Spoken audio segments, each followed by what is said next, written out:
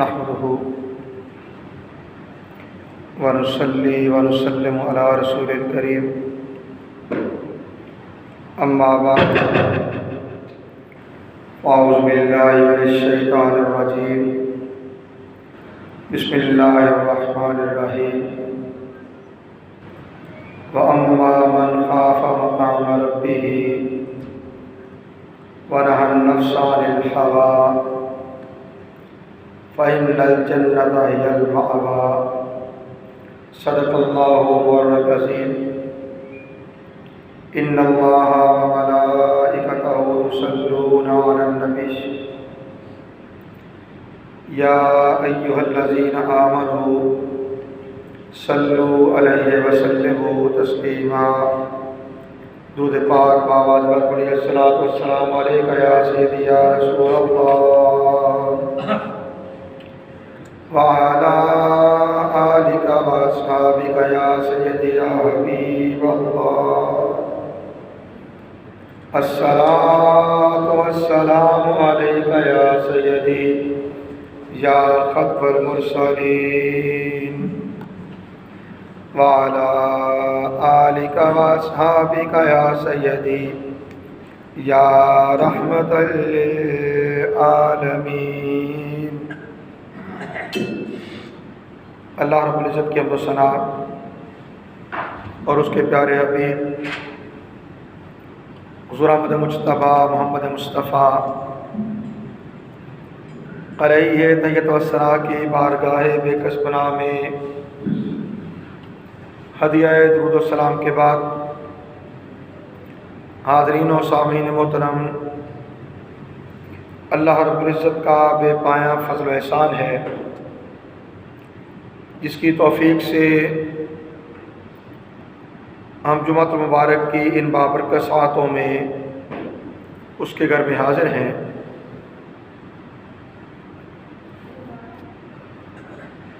عنوان گفتگو کے طور پہ سورۃ النازعات کی آیت 40 تلاوت کا شرف حاصل کیا۔ اللہ رب العزت نے ارشاد فرمایا وَأَمَّا مَنْ خَافَ مَقَامَ رَبِّهِ وَنَهَى النَّفْسَ عَنِ الْهَوَىٰ، اور جو اپنے رب کے سامنے کھڑا ہونے سے ڈرا اور اس نے اپنے نفس کو خواہش سے روکا فَإِنَّ الْجَنَّةَ هِيَ الْمَأْوَىٰ، اس کے لیے جنت ہی ٹھکانہ ہے، اس کے لیے جنت ہی ٹھکانہ ہے۔ اس آیت کریمہ سے حصول برکت کے بعد ان دنوں ہم بات کر رہے ہیں علماء حق کی علامات کے حوالے سے۔ علماء حق کی پہلی علامت پر 2 جمعوں میں آپ کے سامنے کچھ گزارشات کر چکا ہوں، پھر اس کے بعد علماء حق کی دوسری علامت کے حوالے سے کچھ معروضات عرض کی۔ آج ہم بات کر رہے ہیں علماء حق کی تیسری علامت کے حوالے سے۔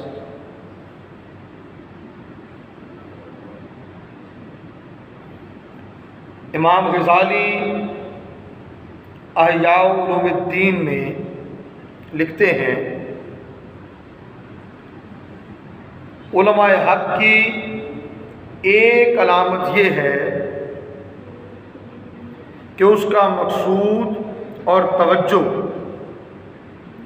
ایسے علم کا سیکھنا ہو جو آخرت میں فائدہ دے۔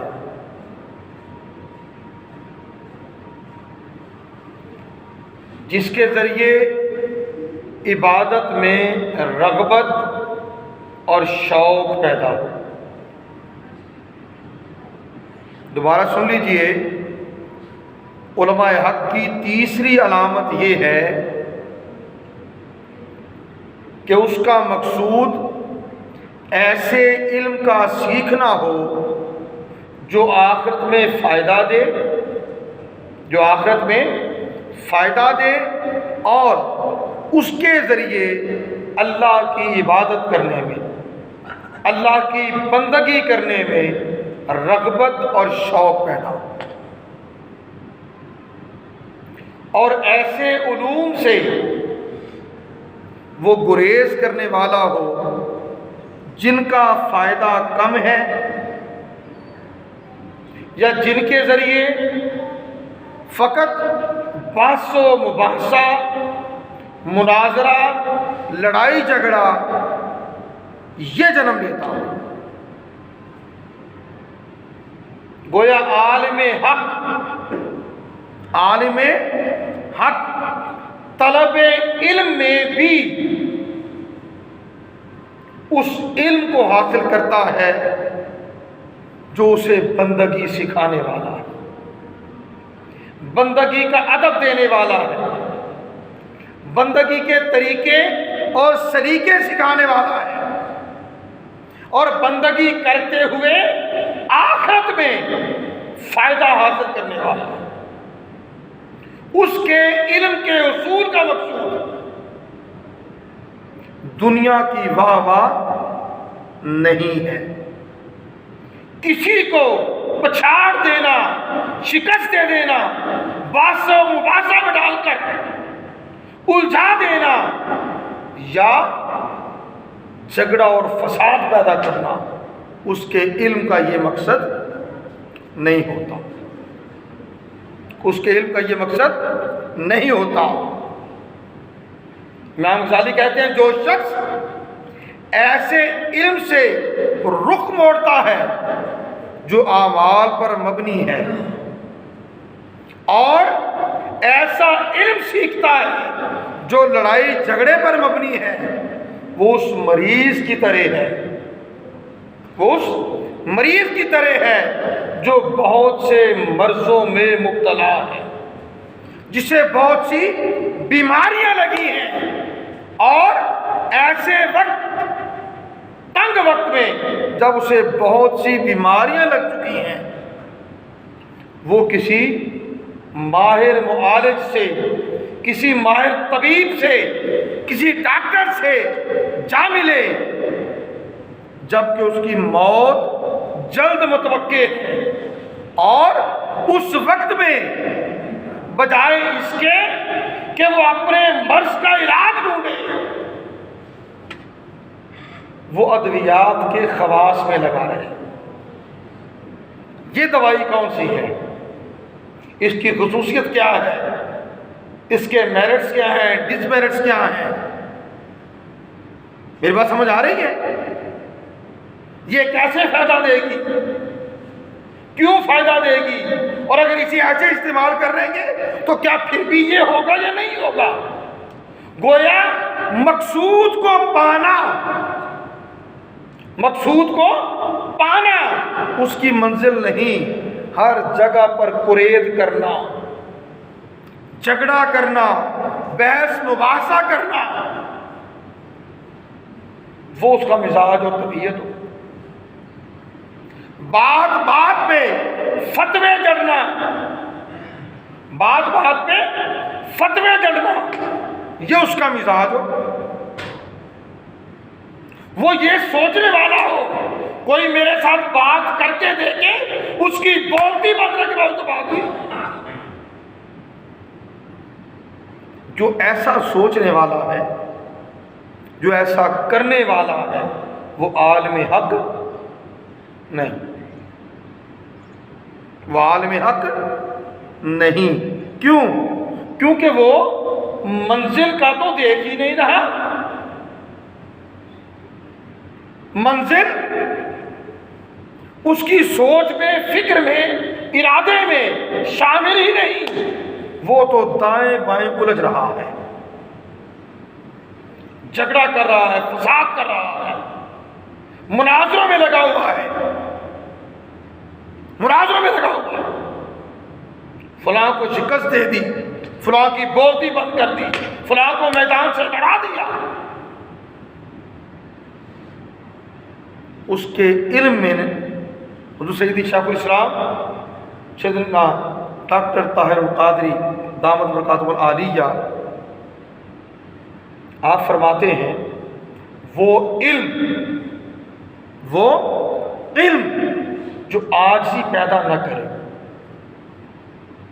انکسار پیدا نہ کرے، وہ ایک اژدہا ہے، وہ ایک اژدہا ہے جس کا زہر ایسے عالم کو اندر ہی اندر زہر آلود کر دیتا ہے۔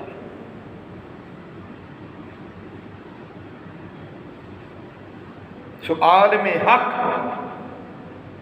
وہ جو علم سیکھتا ہے وہ ایسا علم ہوتا ہے جو اسے آخرت میں فائدہ دے، جس علم کے سیکھنے سے اس کے اندر عبادت کا ذوق، عبادت کا شوق، عبادت کی رغبت، بندگی کا طریقہ، بندگی کا سلیقہ، بندگی کے آداب، بندگی کا عجز، بندگی کا انکسار، یہ چیزیں آئیں۔ جس علم نے من کی دنیا میں تکبر پیدا کر دیا، غرور پیدا کر دیا، میرے جیسا کوئی نہیں، میں ہی ہوں، وہ پھر عالم حق نہیں ہوتا، وہ عالم حق نہیں ہوتا۔ اللہ اکبر۔ اور امام غزالی کہتے ہیں جو ایسے علم میں لگا رہے تو اس کا اس علم کی طلب کرنا صرف حماقت ہی حماقت ہے، یعنی بے وقوفی اور نالائکی۔ ہو بندہ دین کا عالم اور مزاج میں تکبر ہو، غرور ہو، دین تو اس کو قبول نہیں کرتا، دین تو بندے کے طور پر بندگی کو قبول کرتا ہے۔ سو وہ علم جو بندے کو بندگی کے آداب سکھائے، اس علم کا اصول ایک عالم حق کی منشا ہوتا ہے، اور جو ایسا علم سیکھے جو جھگڑا پیدا کرے، جس کے ذریعے بحث و مباحثہ ہو، کسی کی بولتی بند کروا دینا ہو، کسی کو پچھاڑ دینا ہو، دنیا میں واہ واہ ہو، دنیا میں واہ واہ ہو، دنیا میں بیجا بیجا ہو جائے، تو پھر ایسے علم کا مقصد تو کیا ہوگا؟ اس کی بارگاہ تک پہنچنا تو مقصود نہ ہوگا، بس دنیا میں واہ واہ کروانا ہے۔ میری بات سمجھ آ رہی ہے؟ سو ایسے علم کا طالب بھی عالم حق نہیں ہوتا۔ یہی وجہ ہے کہ بہت سے مناظرین مسلک کے اعتبار سے جو امام المناظرین بھی کہلاتے ہیں، استاذ المناظرین بھی کہلاتے ہیں، زندگی مناظروں میں گزر جاتی ہے۔ میں نام نہیں لیتا، یہ کہہ لے فلاں کو ہرا دیا، فلاں کو ہرا دیا، فلاں کو چت کر دیا، فلاں میدان چھوڑ کر بھاگ گئے، فلاں کی بولتی بند کر دی۔ وہ بھی آخری عمر کو پہنچتے ہیں نا، میں یہ حقیقت کہہ رہا ہوں، موجودہ دور کے ہمارے فیصل آباد کے ہی بہت بڑے مناظر حیات ہیں، ان سے 1.5-2 سال پہلے ملاقات ہوئی، ان کی صحبت میں بیٹھنا ہوا، تو میں سچ بتا رہا ہوں، انہوں نے کہا ہم نے تو ان کھاتوں میں وقت ضائع کر دیا، ہم نے تو ان کاموں میں وقت ضائع کر دیا ہے۔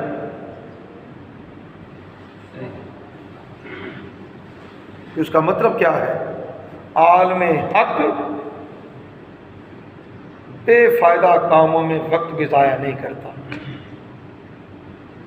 میری بات سمجھ آ گئی؟ ایسے علم میں بھی کوشش و کاوش نہیں کرتا جو علم اللہ سے دور لے جانے والا ہو اور اپنی میں کے قریب کرنے والا ہو۔ جو علم اللہ کے قریب کرے وہ علم حق بھی ہے، اور اس کا حاصل کرنے والا عالم حق بھی ہے۔ ایک روایت میں ہے ایک شخص رسول کریم صلی اللہ علیہ وسلم کی بارگاہ میں حاضر ہوا اور اس نے عرض کیا یا رسول اللہ صلی اللہ علیہ وسلم مجھے علم کی عجیب و غریب باتیں بتائیں، علم کی عجیب و غریب باتیں بتائیں۔ رسول کریم صلی اللہ علیہ وسلم نے اس سے پوچھا تم نے اصل علم یعنی جو بنیادی علم ہے اس پر کیا عمل کیا ہے؟ اس نے عرض کیا بنیادی علم کیا ہے؟ اس نے عرض کیا بنیادی علم کیا ہے؟ آپ صلی اللہ علیہ وسلم اس سے پوچھا کیا تو نے اللہ کی ذات کو پہچانا ہے؟ کیا تو نے اللہ کی ذات کو پہچانا ہے؟ اس نے عرض کیا جی ہاں۔ آپ صلی اللہ علیہ وسلم نے پوچھا تو نے اس کا حق ادا کرنے میں کیا کیا؟ اس نے عرض کیا جو اللہ نے چاہا۔ آپ صلی اللہ علیہ وسلم نے فرمایا کیا تجھے موت کی پہچان حاصل ہے؟ اس نے کہا جی ہاں۔ پھر آپ نے ارشاد فرمایا تو نے اس کے لیے کیا تیاری کی ہے؟ تو نے اس کے لیے کیا تیاری کی ہے؟ اس نے کہا جو اللہ نے چاہا، جو اللہ نے چاہا۔ آپ صلی اللہ علیہ وسلم نے ارشاد فرمایا اب تو جا اور پہلے ان امور پر پختگی اختیار کر، اللہ کی پہچان پیدا کر، موت کی پہچان پیدا کر، اللہ کی بندگی کے ساتھ اپنے آپ کو سنوار، اللہ کی بندگی کو اپنی زینت بنا، اللہ کی بندگی سے اپنے آپ کو آراستہ کر اور موت کی پہچان کر کے اس کی تیاری کر۔ آقا نے فرمایا اب تو جا اور پہلے ان امور میں پختگی اختیار کر، ان میں اپنے آپ کو مضبوط کر، پھر تجھے علم کے عجائبات سکھائیں گے، پھر علم کے عجائبات سکھائیں گے۔ پہلا علم کون سا ہے؟ جو اللہ کی پہچان دے اور موت کی پہچان دے۔ اور اگر یہی پختہ نہیں ہے، یہی پختہ نہیں ہے تو پھر کون سا علم؟ میں صرف تھوڑی سی بات کر دوں، یہ دونوں چیزیں اللہ کے نبی نے کیوں بتائیں؟ اللہ کی پہچان، اللہ کو پہچانے گا، اللہ کو پہچانے گا، اسے جانے گا، اسے مانے گا تو خود کو بندہ بنائے گا۔ مولا کائنات حضرت مولا علی المرتضیٰ رضی اللہ تعالیٰ عنہ سے کسی نے پوچھا نا کہ آپ اللہ کی عبادت کیوں کرتے ہیں؟ جسے دیکھا بھی نہیں اللہ کی عبادت کیوں کرتے ہیں؟ ارشاد فرمایا میں اس لیے اللہ کی عبادت کرتا ہوں کہ وہ اس لائق ہے کہ اس کی عبادت کی جائے۔ ہم دائرہ اسلام میں داخل ہوتے ہیں کیا کہتے ہیں؟ لا الہ الا اللہ، اللہ کے سوا کوئی معبود نہیں کہ جس کی بندگی کی جائے۔ تو جب اسلام کا پہلا دروازہ کھلتا ہی اس کلمے سے ہے کہ یہ اقرار کیا جائے اللہ کے سوا کوئی معبود نہیں، تو زندگی کے کسی بھی مرحلے میں اس کی بندگی سے کس طرح بے نیاز ہوا جا سکتا ہے؟ اس کی بندگی سے بے نیازی نہیں ہو سکتی۔ سو پہلا کام اللہ کی پہچان، اور وہ کیسے ہوگی؟ اپنے نفس کی معرفت سے، اپنے نفس کی پہچان سے۔ آقا علیہ السلام نے ارشاد فرمایا من عرف نفسہ فقد عرف ربہ، جس نے اپنے نفس کی پہچان کر لی، اپنے آپ کو پہچان لیا، اس نے اپنے رب کو پہچان لیا۔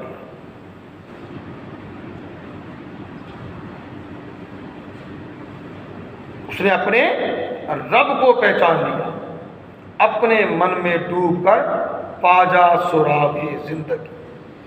حضرت اقبال رحمۃ اللہ تعالیٰ علیہ نے کہا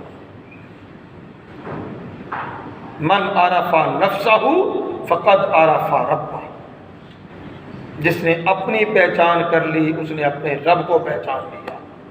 اور اس کے بعد جب اس نے اپنی پہچان کر لی اور جان گیا کہ میں تو اس کا بندہ ہوں اور مجھے بندگی ہی زیبا ہے، تو وہ پھر بندوں کی طرح عاجزی کرے گا، بندوں کی طرح رہے گا، بندگی کے ادب سیکھے گا، بندگی کے طریقے اور سلیقے جانے گا، ان لوگوں کی صحبت اختیار کرے گا جن پر اللہ تعالیٰ نے اپنی بندگی کے رنگ چڑھا رکھے۔ اور دوسری چیز کیا فرمائی؟ موت کی پہچان کی،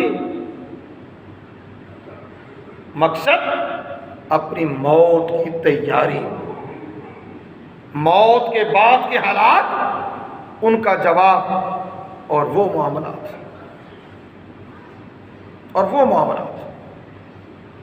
سو یاد رکھ لیں، عالم حق وہ ہے جس کے علم کا حصول کا مقصد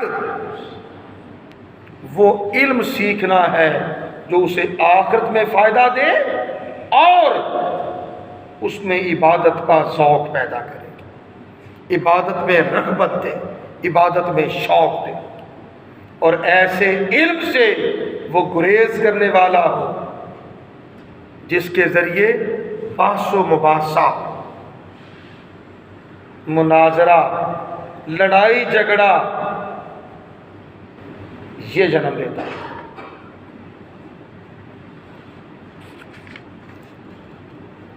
اللہ اکبر۔ تو ہمیں یہ جاننا چاہیے کہ عالم حق کو دیکھنا ہے تو اس کی بندگی کو دیکھو۔ حضرت دھاک بن مزاحم رحمۃ اللہ تعالی علیہ فرماتے ہیں میں نے اسلاف کو دیکھا ہے کہ وہ ایک دوسرے سے تقوی سیکھتے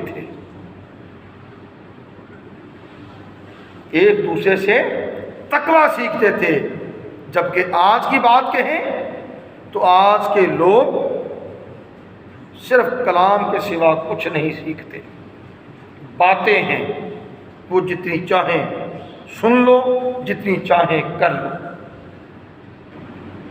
تقوی نہیں سیکھتے۔